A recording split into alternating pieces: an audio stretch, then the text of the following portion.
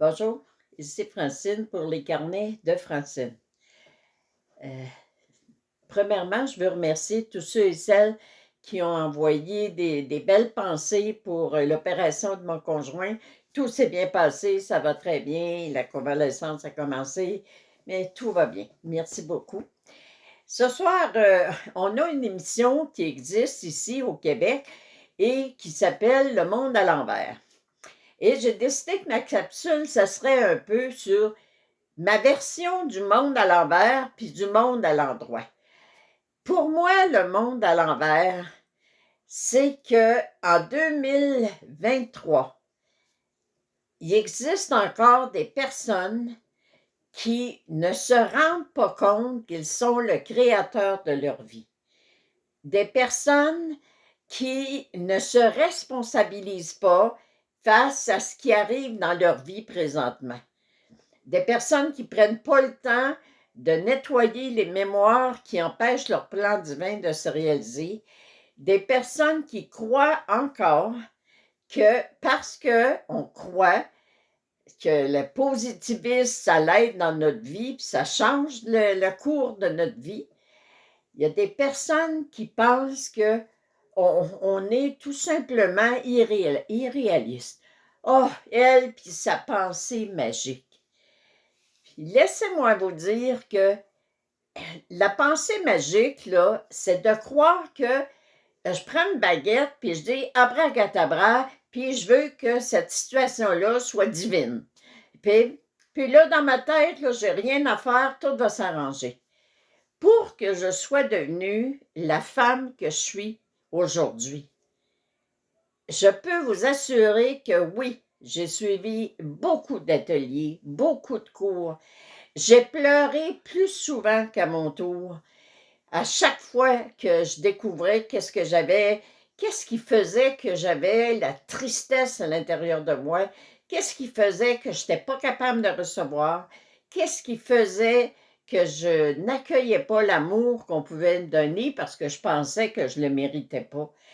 Et alors, ce n'est pas une pensée magique qui a fait que moi, je suis devenue aujourd'hui une personne qui travaille toujours de plus en plus à nettoyer les mémoires, qui travaille de plus en plus à apprendre à être heureuse, à aimer la vie, à me perfectionner, à réaliser la personne que je suis, à oser me dire que je me félicite pour le bien que je peux faire sur la terre. C'est pas une pensée magique, c'est un travail de longue haleine. Mais oui, le monde à l'envers, c'est qu'il y a des personnes qui n'ont pas le courage de faire tout ce chemin-là pour apprendre à s'aimer, puis à créer leur vie, que ce soit une vie d'harmonie, d'épanouissement.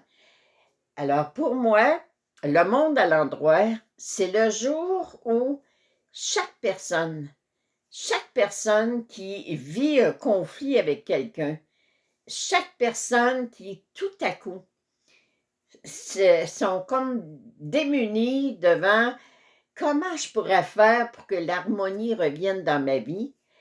Alors, le monde à l'endroit, ce serait que cette personne-là se dise, OK, présentement, je ne suis pas heureuse. Présentement, en un mot, qu'est-ce qui me dérange chez cette personne-là avec qui j'ai un conflit? Et laisser le mot venir.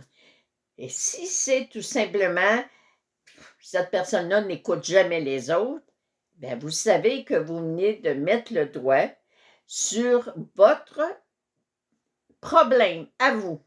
Votre responsabilité à vous, c'est d'apprendre à vous écouter. Qu'est-ce que je désire? Qu'est-ce qui me rend heureuse? Alors, pour moi, le monde à l'endroit, c'est le monde qui commence à dire non pas c'est de sa faute, non pas c'est à cause de lui, non pas c'est à cause de mes parents, c'est à cause de ma mère. Non, c'est quelqu'un qui dit j'ai refusé. Moi, je suis parfaitement consciente, à l'âge que je suis rendue, j'ai refusé d'être aimée. J'ai refusé de recevoir de l'amour parce que je ne pensais pas que je le méritais.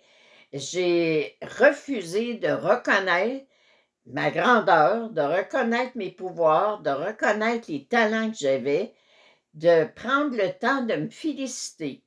Puis pour le bien que je pouvais propager sur la terre, pour chaque action que j'ai accomplie.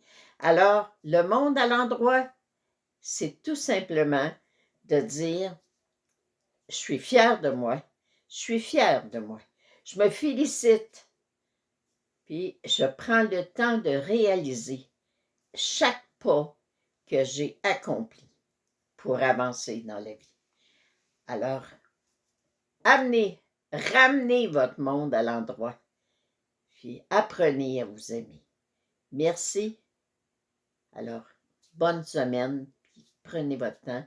Et encore une fois, merci pour toutes vos pensées positives que vous avez eues pour moi et pour mon conjoint. À la prochaine, je vous aime.